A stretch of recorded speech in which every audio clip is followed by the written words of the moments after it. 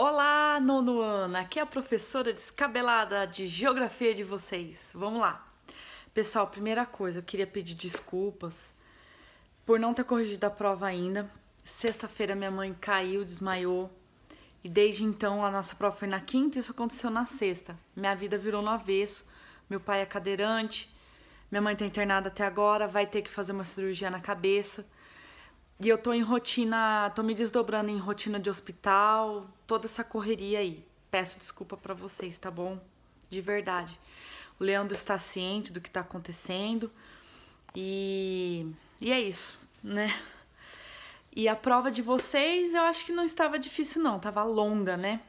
Longuinha, mas não tava difícil não. Acho que na próxima eu vou fazer uma prova menos longa, tá bom? Qual que é a programação? A semana que vem, vocês não terão os vídeos curriculares aí que vocês estão acostumados. Vai acontecer uma semana interdisciplinar, onde todos os professores vão interagir. A geografia vai interagir com o português. Não vou falar ainda o que é, mas acho que vai ser bem legal, tá bom? Nós vamos tentar aí despertar em vocês algumas reflexões e eu acho que vai ser bem legal. Na outra semana, eu encerro o capítulo. Acabei dividindo o capítulo em 3 partes, então ficou bem light, bem tranquilo. E na outra semana já é avaliação de novo, tá bom? Então tem só 3. Tem a semana que vem, interdisciplinar, depois aula, depois prova. E depois aqui, ó, já chegou em agosto. Apostila 3, terceiro bimestre, né? Só que eu também, assim, na primeira semana de agosto, eu não vou entrar na apostila ainda para dar um tempo para vocês se organizarem, os pais aí nessa época de pandemia, darem tempo de comprar a apostila, né? Então, eu vou fazer alguns testes de vestibular, de CTI, como eu tinha prometido, porque eu achei que o tempo seria organizado de outra forma, né? E aí surgiu essa semana interdisciplinar e eu reorganizei de novo, tá bom? Mas eu vou fazer os testes, tá? E, pessoal, última vez que nos falamos, que foi antes da prova, antes da semana lá que eu dei dica da prova, nós falamos um pouco de impactos ambientais. Deixa eu abrir aqui, ó. Impactos socioambientais na Ásia, Europa e Oceania. Aí nós falamos um pouco, né, do mar lá que está desaparecendo, certo? O Mar de Aral. Falamos muito do Ártico, né, que é uma região aí delicada, que possivelmente vai acontecer algum conflito, né, que é a última fronteira econômica não explorada da Terra, né? Aí, com o derretimento da calota, vai dar para explorar petróleo e várias outras riquezas. Inclusive, a Rússia já tem base militar lá. A China não tem fronteira, mas já disputa a hegemonia e liderança na região, né?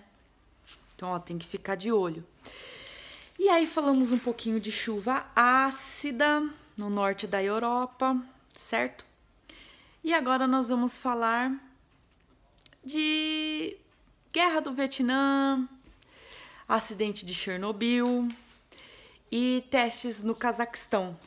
Hoje a aula vai parecer um pouco a aula de história, mas a geografia se comunica aí com bastante ciências, né? Às vezes parece aula de biologia, hoje vai parecer aula de história, né? Então, o que aconteceu? Vocês já devem ter ouvido falar de um período que se chamou e se chama Guerra Fria. Após a Segunda Guerra Mundial, 2 potências disputaram a hegemonia, a liderança do mundo. Vocês já sabem quais são: Estados Unidos e União Soviética. A União Soviética não existe mais, a gente já sabe o final dessa história. Ela se fragmentou em 1991, que terminou a fragmentação, não foi tudo de uma vez, né? Foi uma sequência. E em 1991, então, se encerra a Guerra Fria com a fragmentação final aí da União Soviética. A União Soviética, ela gerou 15 novas repúblicas. Eu anotei elas para vocês, vou tentar falar de cabeça. e eu setorizo, eu não coloquei em ordem alfabética não, eu setorizo o mapa na cabeça. Então, vamos lá, Geórgia, Armênia, Azerbaijão, que fica ali na região dos Balcãs, né? Tem uma questão geopolítica ali também, de conflitos, né? Letônia, Estônia, Lituânia, ali numa península também, mas já na parte da Europa Oriental. A Ucrânia, a Rússia, que é o maior dos territórios, né? Que eram da União Soviética. A Bielorrússia, que um dia foi chamada de Belarus, certo? Deixa eu ver se na Europa tem mais alguém. Acho que não. Vamos passar lá para o outro lado. Mas acho que eu tô esquecendo de alguém. Geórgia, Armênia, Azerbaijão, Letônia, Estônia, Lituânia, Ucrânia, Bielorrússia, Rússia. Vou guardar esse. Depois eu lembro. E aí, os que estão, né? Turcomenistão, Quirguistão, Azerbaijão, Paquistão, Uzbequistão. E falta um que eu esqueci, agora eu vou colar, né? Deixa eu ver aqui. Geórgia, Armênia, Azerbaijão, Letônia, Estônia, Lituânia, Moldávia. Ah, eu esqueci da Moldávia, né? Garanto que vocês lembraram da Moldávia, né? Eu que esqueci. Então, é isso aí. Cazaquistão, Quirguistão, Tajiquistão, Turcomenistão, Uzbequistão, Moldávia, Rússia, Ucrânia, Bielorrússia, Geórgia, Armênia, Azerbaijão, Letônia, Estônia e Lituânia. Todos esses países eram um país só, comunista. Pessoal, vocês também já sabem que o comunismo na teoria é uma coisa, o comunismo na prática foi outra coisa, né? Assim como política no geral. Se vocês pegarem as teorias de esquerda e as teorias de direita, elas são uma coisa. Agora, elas postas na prática são outra coisa. E elas são pioradas ainda quando o assunto é direita e esquerda brasileira, né? Política brasileira. Piora tudo. Então, mas o foco não é o Brasil. Continuando a nossa história, então. O período da Guerra Fria, então, foi esse período de disputa sobre liderança. O livro de vocês traz um pequeno quadrinho sobre isso, certo? Tem aqui de 1945 a 1991, então, com a fragmentação da União Soviética, foi esse período. Estados Unidos e União Soviética não chegaram a, como que eu falo, guerrear diretamente, mas foi uma disputa econômica, idealista, foi conhecida como uma guerra de procurações. Eles tentaram influenciar regiões do mundo todo, né? Por exemplo, Cuba fechou com a União Soviética, China também. Aí, Estados Unidos, do outro lado do mundo, foi fazer propaganda, sabe assim, aquela coisa de concorrência? Eu tenho aqui uma lojinha de pneu, o meu concorrente pega e abre uma loja de pneu na frente da minha loja de pneu, só para tentar pegar meus clientes. Foi mais ou menos isso, a União Soviética. Deixa eu pegar o mapa mundi. Nem sei onde tá o mapa mundi, meu Atlas tá todo quebrado. Ficou uma beleza, achei o mapa mundi. Eu tô filmando hoje de um outro lugar, também tô só com uma mão, ó. Então, nossa, duro que o mapa ficou contrário, né? Então, a União Soviética, de um lado, foi fazer propaganda aqui, ó, em Cuba. Investiu em Cuba, foi na vizinhança da maior potência capitalista, que tentava a liderança do mundo, disputava a liderança do mundo com ela, foi ali fazer propaganda. Os Estados Unidos em contrapartida, adoro esse assunto, pessoal. Os Estados Unidos em contrapartida foi fazer propaganda aqui nos tigres asiáticos, né? Investiu em Taiwan, investiu na Malásia menos, mas investiu em Singapura e fez aí os seus modelos perfeitos de capitalismo. E a União Soviética tentou fazer seu modelo de socialismo em Cuba. Todos perto, né, da concorrência, vamos dizer assim. E Nesse período, né, nós tivemos a Guerra do Vietnã, que foi de 1961 a 1975. A Guerra do Vietnã durou aproximadamente 15 anos, foram 14 anos e pouco, e foi durante a Guerra Fria. Existia uma parte do território, então, cadê o Vietnã? Aqui, ó, esse compridinho aqui. Não liga pra minha unha não, pessoal. Esse compridinho aqui. Por um período de tempo, a antiga União Soviética, pega esses países aqui, pega Geórgia, Armênia, Azerbaijão, que são esses aqui que estão com número, Letônia, Estônia, Lituânia. Bom, a União Soviética tentou influenciar o mundo todo e disputou com os Estados Unidos o Vietnã, certo? Estados Unidos do outro lado do globo também foi lá e queria sua influência na região. É uma região quente de floresta equatorial. O que é isso? É tipo floresta amazônica. Densa, fechada, úmida e de difícil acesso. Quem conhecia lá a região? Os vietnamitas, certo? E aí, a parte norte do Vietnã, comunista, possuía apoio da União Soviética. O sul do Vietnã possuía o apoio dos Estados Unidos e era capitalista. Os Estados Unidos invadiram a região e fizeram guerra. Olha, uma grande potência disputou em um pequeno país asiático algo e perdeu, justamente por conta dessa floresta densa, de difícil acesso, onde os nativos conheciam muito bem e sabiam os buracos, as cavernas, onde se esconder, e fizeram guerrilha. O Vietnã, depois de 14 anos e pouco, vou arredondar para 15, depois de 15 anos, fez o exército dos Estados Unidos se retirarem da região. Só que foi às duras penas e eles pagam até hoje muito alto o preço disso. Não estou falando que eles estão errados de terem expulsado os Estados Unidos, não. Só estou falando que até hoje existe consequência no país. Por quê? Ah, e antes de eu falar o porquê. Então, em 1975, os Estados Unidos se retiraram do Vietnã. Grupos guerrilheiros do norte comunista venceram, então, o sul e reunificaram o país. Porque a União Soviética ficou dividida. União Soviética. O Vietnã ficou dividido em Vietnã do Norte. Por que eu tô falando União Soviética? Que louca.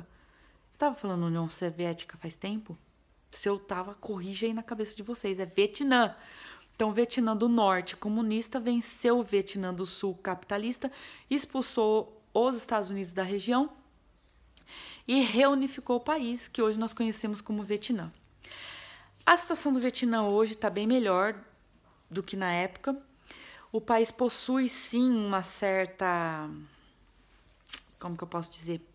Uma economia alicerçada no mercado internacional, consegue competir aí em determinados setores. E o país tem menos de 15% de taxa de pobreza, melhorou. O país era muito pobre nesse período aí da Guerra Fria, muito pobre. Só que assim, a biodiversidade sofre. Até hoje eu vou falar o porquê. Então, a Guerra do Vietnã, que durou 15 anos, foi muito marcada por violência, mortes dos dois lados, do Vietnã e dos Estados Unidos. E eles, como eu falei, foi técnica de guerrilha, né? De guerrilha de selva. E foram utilizados pelos Estados Unidos armas de destruição em massa. Eles usaram dioxina, que é um herbicida conhecido como agente laranja, e ele é desfolhante, ele faz as folhas caírem. Ele foi utilizado pelos Estados Unidos na intenção de revelar onde eram os esconderijos dos guerrilheiros. E também de prejudicar as safras agrícolas, né? Tanto que Napoleão. Hoje eu tô muito louca. Quando Hitler foi tentar se expandir na Rússia, não deu muito certo. Porque o inverno chegou e eles foram destruindo as plantações. Então o exército nazista avançava, não tinha comida. E eram muitos homens, né? milhares de homens. Eles começaram a passar fome e frio. Os Estados Unidos tentaram fazer isso, esgotar a terra vietnamita, destruir as plantações, fazendo as folhas caírem, e essas folhas caindo também na cabeça deles iria revelar onde eram os esconderijos. Eles soltaram muito agente laranja, muito dioxina, muito herbicida. Eles atingiram 16% do território do Vietnã. Ah, você é 16%? Pessoal, nós estamos falando de um país, é muita coisa. É uma área muito grande, né? E só para vocês terem uma ideia, para atingir 16% do território, eles lançaram cerca de 80 milhões de litros de herbicida no território vietnamita, certo? A alta incidência, né, de nascimentos de crianças com deficiência começou a acontecer. E até hoje tem gente que nasce lá no Vietnã com essas sequelas. Melhorou, mas ainda assim eles têm deficiências congênitas no país de pessoas que sofreram com agente laranja na época, conjugado a isso a pobreza e a fome que assolava a região. Como eu disse, melhorou, agora 15% do país só está abaixo do nível de pobreza, mas era pior na época. Então a pessoa já é desnutrida, passa fome, é pobre, vem aí um país, joga um herbicida na sua casa, na sua região, e ainda, né, você já tem o corpo debilitado por desnutrição e pobreza, já viu, né? Então, o agente laranja foi isso, foi uma arma de destruição em massa usado pelos Estados Unidos no Vietnã para tentar descobrir os esconderijos e vencer a guerra. Não deu certo, eles tiveram que se retirar 15 anos depois, certo?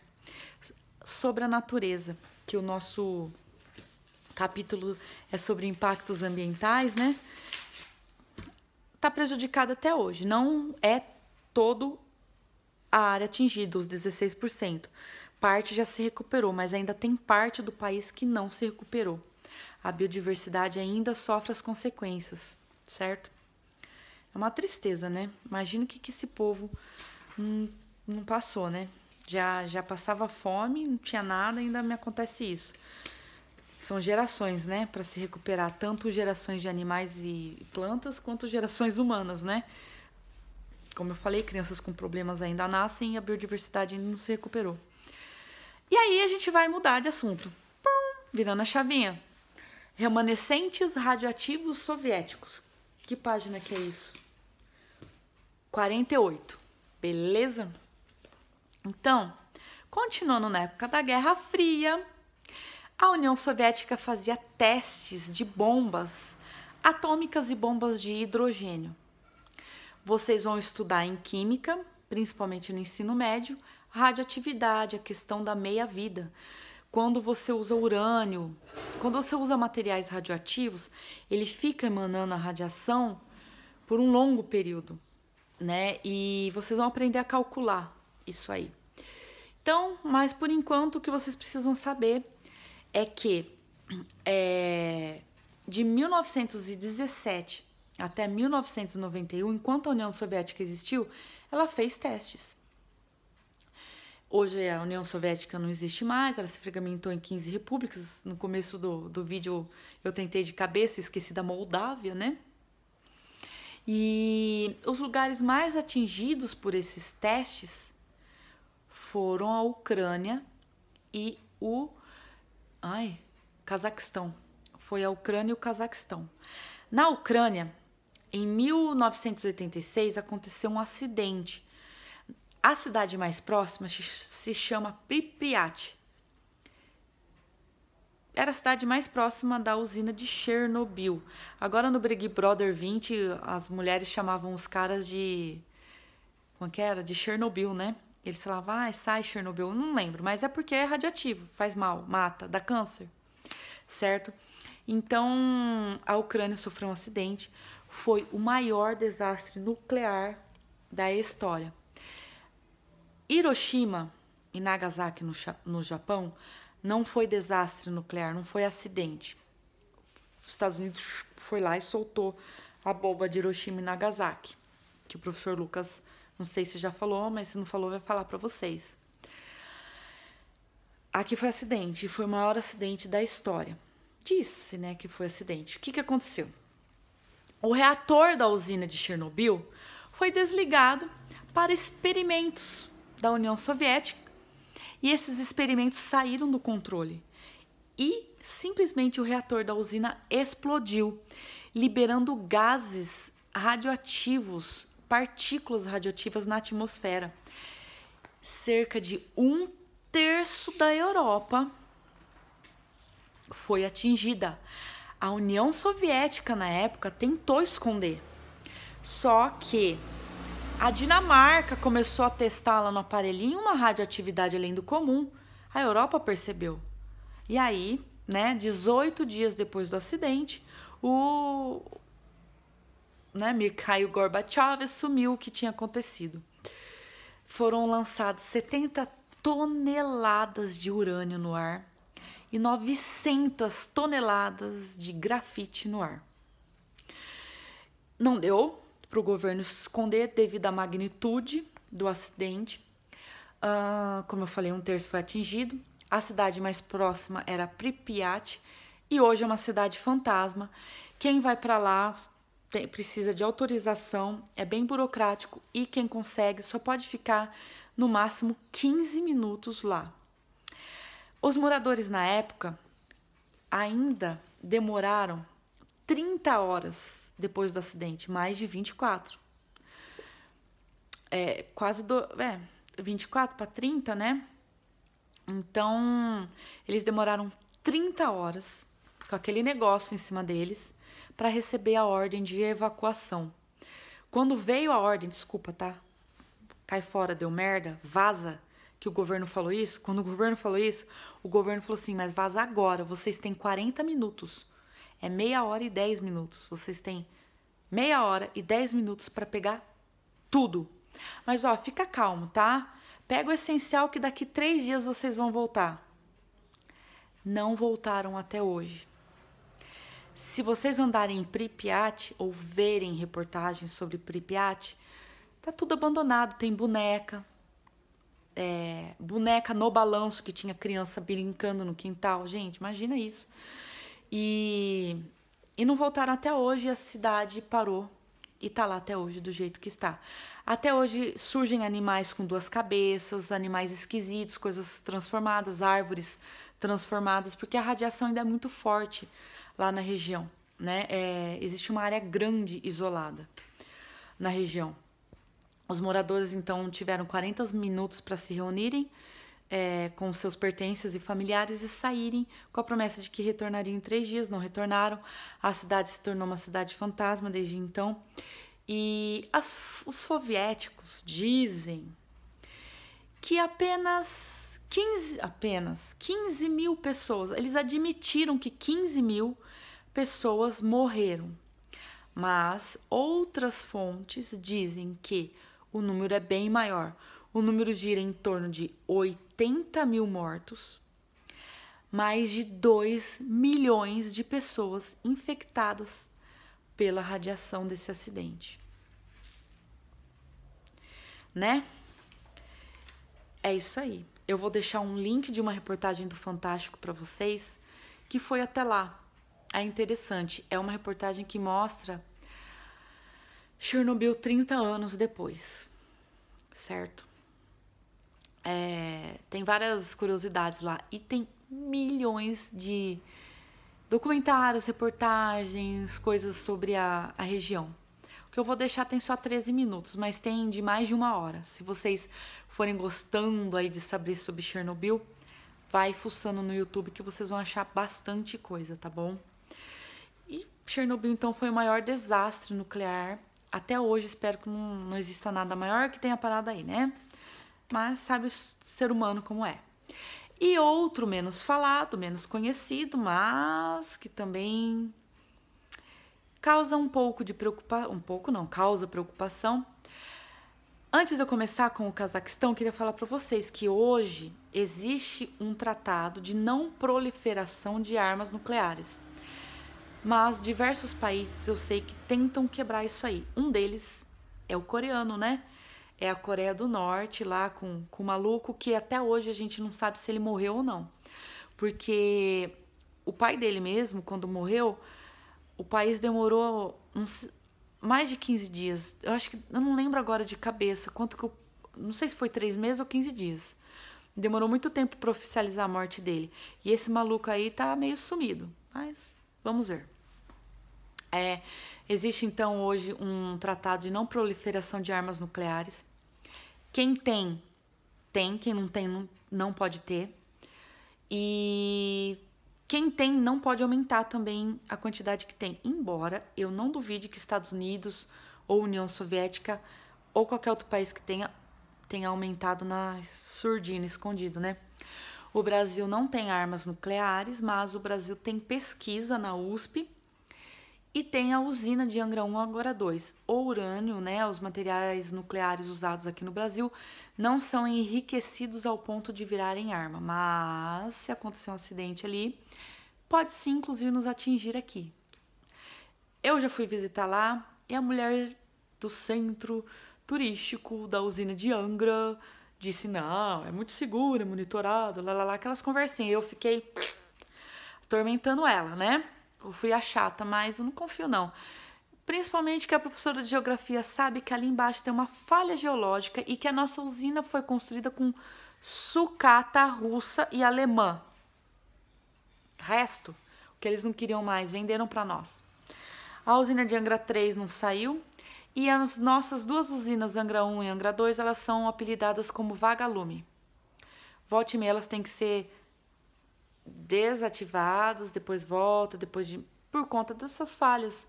Dessa falha que tem na região.